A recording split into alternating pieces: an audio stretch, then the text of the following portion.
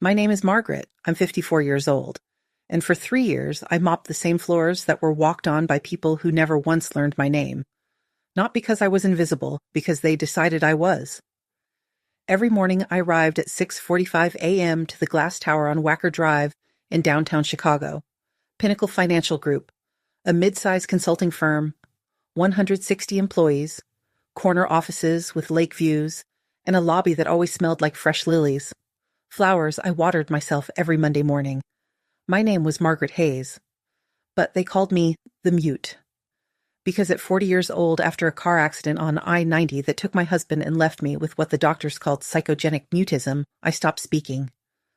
The words didn't disappear, they just couldn't get out. Like something had locked the door from the inside and swallowed the key. I communicated with a small notebook, hand gestures, smiles when I could manage them. That was enough to clean offices. It was not enough for them to treat me like a human being. The first day Ryan showed up as an intern, I was scrubbing the hallway floor on the 4th floor. He was young, maybe 27. He had a messenger bag that was slightly too big for his frame, and the expression of someone trying very hard to look like they belonged somewhere they'd never been before. He saw me crouched next to the mop bucket, and instead of stepping over the wet floor like everyone else did without a second thought, he stopped. He waited, hands in his pockets, patient. Like waiting for a janitor to finish was the most natural thing in the world. When I looked up, he smiled and said, "Sorry to slow you down. This place looks great, by the way, really." I sat there with the mop in my hands for a moment. Nobody had said anything like that to me in 3 years. I wrote in my notebook, "Thank you for waiting." He read it, nodded once, and kept walking. That was all. But something shifted in my chest, like remembering a room has windows after spending too long in the dark. The others were not like Ryan. Chad Whitmore, the VP of Business Development, had a habit of talking about me as if I were a piece of furniture, literally 2 feet away from where I was standing. Can somebody tell the Mute lady the conference room needs to be done before 2?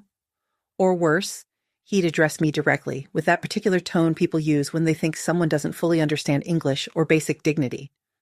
"Hey, you, room 7, now, chop chop." His team laughed. There were always laughs. Once in the break room, my cart clipped the edge of a counter, and a bottle of cleaning solution fell and rolled across the floor toward Chad's group. An accident. Nothing spilled. Chad looked at the bottle, looked at me, and said, loudly enough for the entire room to hear, "My God, can't clean, can't talk. What exactly are we paying for?" The laughter that followed bounced off the walls of that break room and followed me down the hallway and into the supply closet where I stood alone for 4 minutes with my forehead pressed against the cold metal shelf. I didn't cry. I'd trained myself not to cry at work after the first year. But that night, in my apartment in Pilsen, I opened my notebook and wrote for 2 hours. Words no one would ever read. Words I could never say out loud. My salary was $31,000 a year. After rent, groceries, medication for my blood pressure, and the minimum payment on the medical debt left over from the accident, I had maybe $200 left each month. No cushion, no vacation, no room for anything to go wrong. It was enough to survive, not to live. With Ryan, things grew slowly, the way real things do. He started leaving coffee on my cart in the mornings with little sticky notes, small things. "It's supposed to snow today, stay warm," or a terrible doodle of a dog wearing a tie. He learned basic ASL in 4 weeks, on his own time, without being asked. I'd watch him signing awkwardly from across the hallway, getting the gesture slightly wrong but trying anyway, and I'd feel something I didn't quite have a name for anymore. Not just gratitude, something closer to recognition. The feeling of being truly seen, not just noticed. He was 27, I was 54. None of this made any practical sense, and yet, when Ryan passed by my cart and signed "How's your day going" with that slightly crooked version of the gesture he'd never quite gotten right, my heart did something it hadn't done in a very long time. It felt lighter. Everything changed on a Wednesday in October. It was 10:45 p.m. I'd gone back to the building because I'd left my house keys in my locker in the basement. Carlos, the night security guard, knew me and buzzed me in without hesitation. On my way up the back stairwell, I heard voices on the second-floor corridor. Not loud. The kind of low that means don't let anyone hear this. I stopped on the landing. It was Chad Whitmore, and beside him, a man I recognized but didn't know well, a man named Kevin Sloan, an external IT consultant who'd been working with the company for the past 6 weeks. The data pull is done, Sloan was saying. Full premium client portfolio, names, contracts, account numbers, projected revenue, 900 accounts total. Chad's voice. And the kid? The kid is perfect. He's got temporary server credentials from the audit project. Digital trail leads straight to his login. Clean, clean, clean. Silence. Then Chad again. And when do we close with Apex? Monday. Meetings confirmed for 10 a.m. Once their guys sign, we initiate the transfer and we're done. Split comes out to $3.2 million 2 ways. The cold that moved through me had nothing to do with the temperature in that stairwell. The kid was Ryan, had to be Ryan. He was the only intern with server access from the audit project. And Monday? Monday was the big meeting. The one that CEO Douglas Hargrove had been building toward for 8 months. A potential partnership with Apex Ventures, a private equity firm that would inject $20 million into Pinnacle's expansion. But it wasn't a real partnership. It was a heist dressed up in a term sheet. I left the building with my keys and my body in full shock. The next morning, it had already started. By 9 a.m., the IT director had called an emergency security meeting. A data breach had been detected. Someone had copied the premium client database. By 10, Ryan was called to Douglas Hargrove's office. By 11, he walked out looking like someone who'd been told something they couldn't understand yet. Gray-faced, eyes fixed on the middle distance, he saw me in the hallway and shook his head slowly. Once. I wrote in my notebook, what happened? He said quietly, they're saying I copied the client database. The log shows my credentials. Margaret, I didn't do this. I know exactly what happened. I started writing fast. I know you didn't. I need to tell you something. But before I could finish, Chad appeared at the end of the hallway with 2 HR representatives, and they told Ryan he needed to wait in a conference room while the internal investigation continued. Chad glanced at me as he passed. That smile. Small. Satisfied. You might want to stay close too, he said casually. Cameras show you were in the building last night. The ice that spread from my neck to my feet in that moment was something I'd never felt before. Not fear exactly. Something more precise than fear.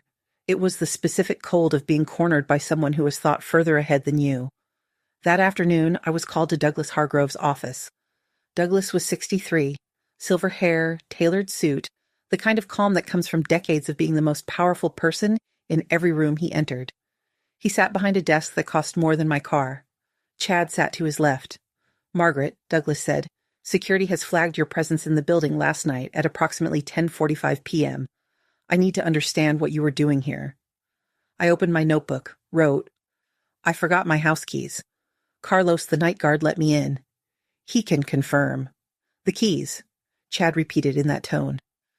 Douglas folded his hands. I want to be straightforward with you.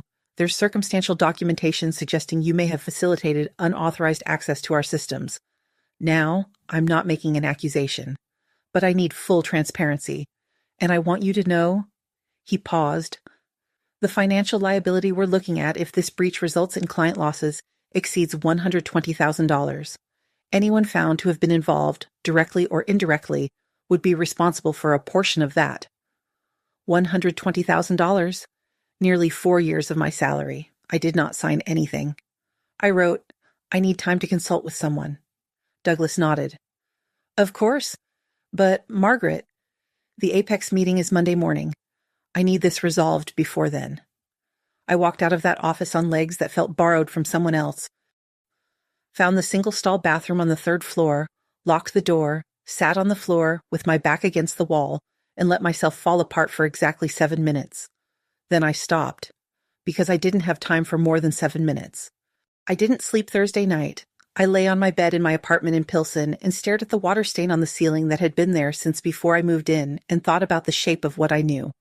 Chad Whitmore and Kevin Sloan, Wednesday night, 2nd floor corridor, 900 accounts, $3.2 million split 2 ways, Monday at 10 a.m. I thought about Ryan sitting in that conference room with his career dissolving around him before it had even properly started. I thought about 160 people who came to work every day with no idea that their company was being hollowed out from the inside. I thought about Douglas Hargrove, who was about to sign a contract that would hand over everything he'd spent 25 years building. And I thought about my notebook and what it couldn't do. A notebook couldn't stand up in a room full of people and stop something from happening in real time. A notebook could be ignored, dismissed, set aside. I picked up a pen anyway and wrote down everything I remembered from that stairwell.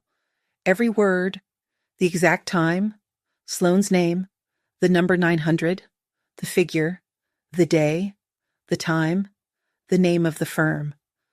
Then I stared at the pages for a long time, and somewhere around 3 a.m, something happened that I cannot explain completely even now.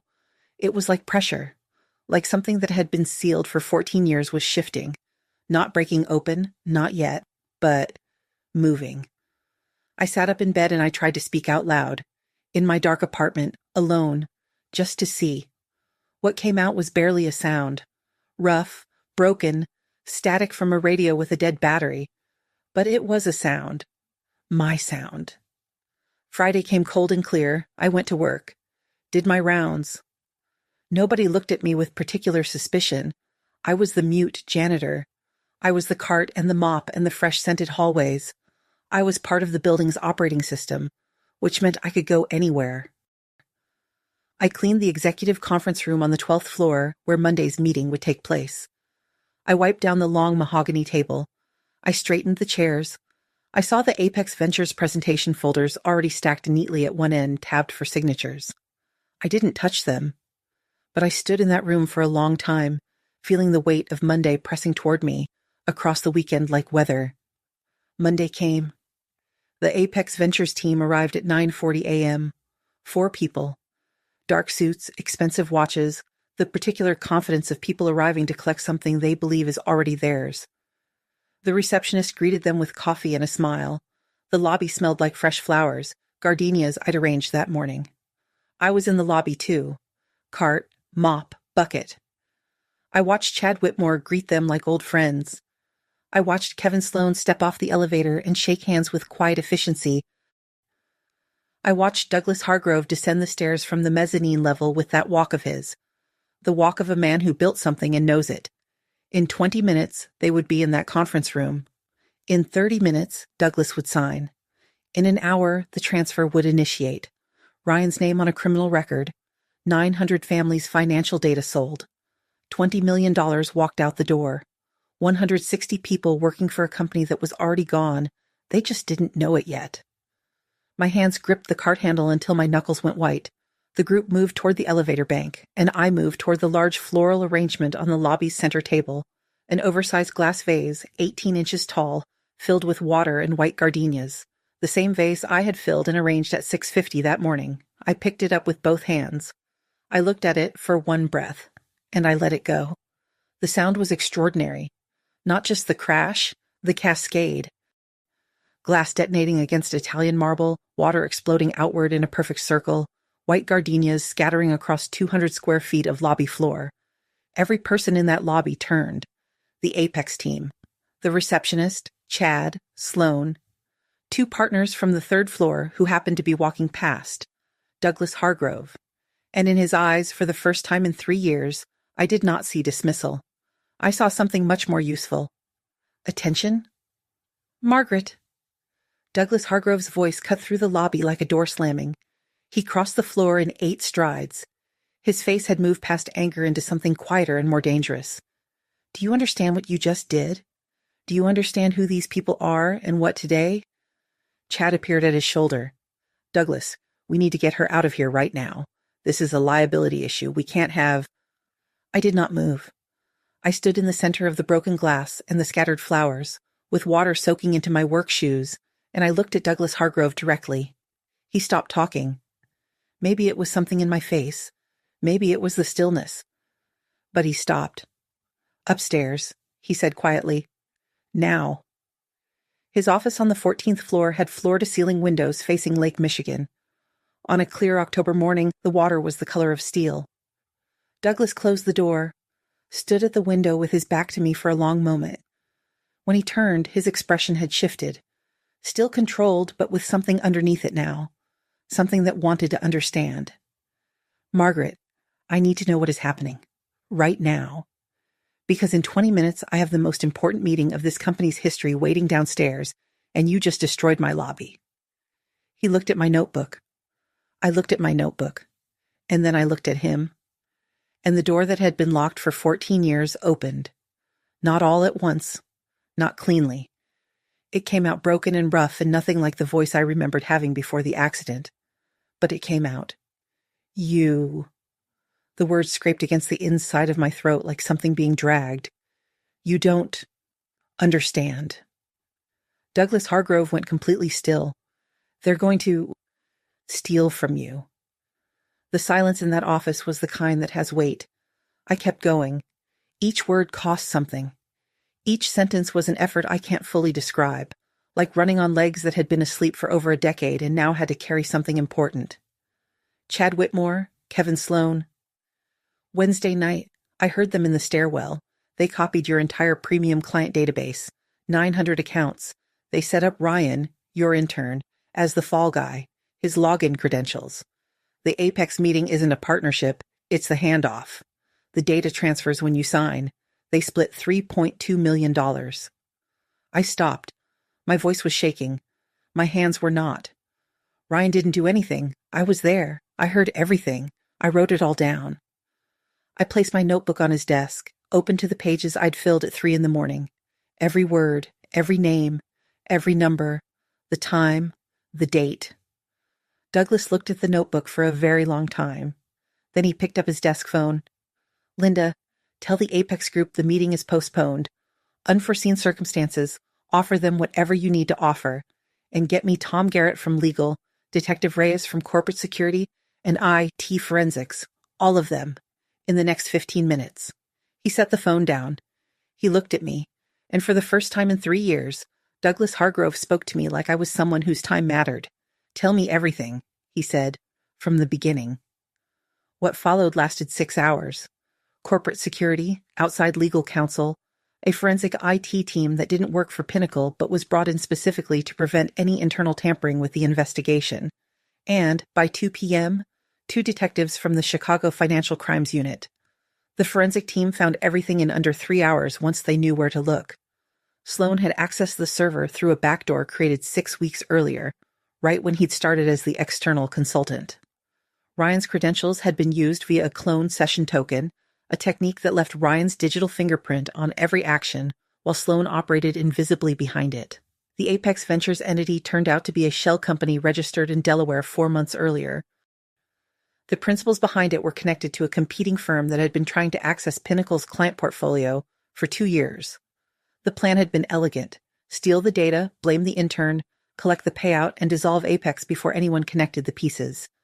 Chad Whitmore was escorted from the building at 4:17 p.m. by 2 security officers and a detective. Kevin Sloan was detained at O'Hare Airport at 6:33 p.m.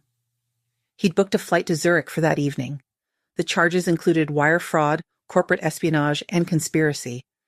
The DA's office later confirmed they were pursuing a case that carried potential sentences of 8 to 12 years. Pinnacle's civil suit sought $4.7 million in damages. Ryan was reinstated at 3 p.m. with a formal written apology from Douglas Hargrove, a permanent contract, and a salary that reflected what his work had actually been worth all along. 3 weeks after that Monday, Douglas called me into his office again. No urgency.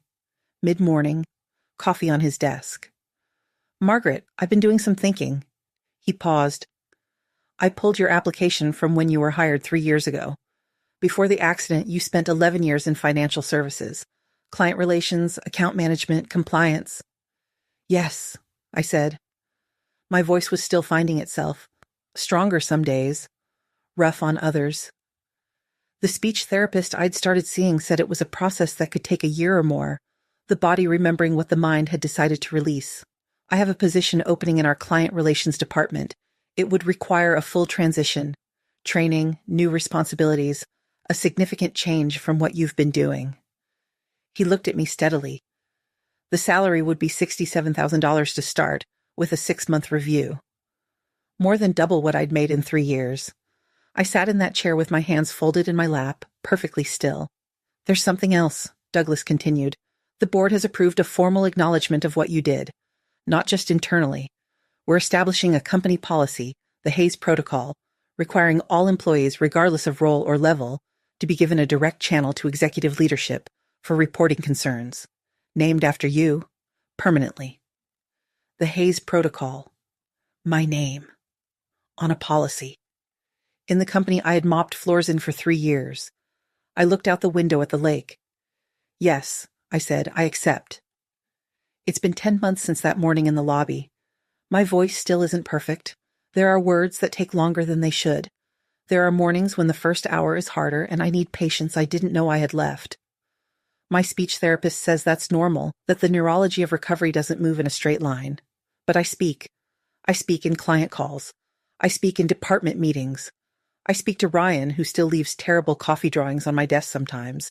Now my actual desk, in my actual office, because some habits are worth keeping. My salary is $67,000, more than double what I made as a janitor, nothing close to what I made before the accident, but enough for the first time in 14 years to breathe. Not just survive, breathe. The lobby at Pinnacle has a new floral arrangement every week, white gardenias. Nobody asked me if I wanted that. Douglas just made it happen. I asked him once, in the elevator, why gardenias specifically. He said, because every time I walk past them, I remember what it cost me to not pay attention, and what it could have cost everyone. I thought about that for a long time. Chad Whitmore took a plea deal. 4 years in federal prison, 3 years probation, and full financial restitution. His LinkedIn profile, which once listed 22 professional awards and 4,000 connections, is gone. Kevin Sloan is awaiting trial. His attorney has been seeking a reduced sentence in exchange for cooperation. The DA hasn't accepted yet. The Apex Shell Company was dissolved. The competing firm behind it is under separate federal investigation. Douglas Hargrove gave a statement to the Chicago Business Journal that was picked up nationally. He spoke about corporate security, about the vulnerabilities created when organizations treat certain employees as invisible, about the cost of institutional arrogance. He didn't mention my name publicly. I asked him not to, but inside the company, everyone knew. The woman who no one had listened to for 3 years was the only one who had been paying attention the whole time. I'm telling you this from my office on the 4th floor, the same floor where Ryan waited for me to finish mopping before he walked past. My name is on the door now. Margaret Hayes, Client Relations. There are people who will look at you and see only your limitations, your silence, your inability to fight back in the ways they expect, and they'll mistake that for weakness. They'll mistake your stillness for surrender. They will be wrong. The people nobody watches are the ones who see everything, and when they finally decide to speak, when the moment arrives that is worth every year of silence, no one in that room will be ready for what comes out. Not the fraud, not the corner office, not even the CEO, nobody. I want to know what you would have done. Would you have broken that vase? Or would you have stayed quiet and found another way? Tell me right now in the comments. I read every single one.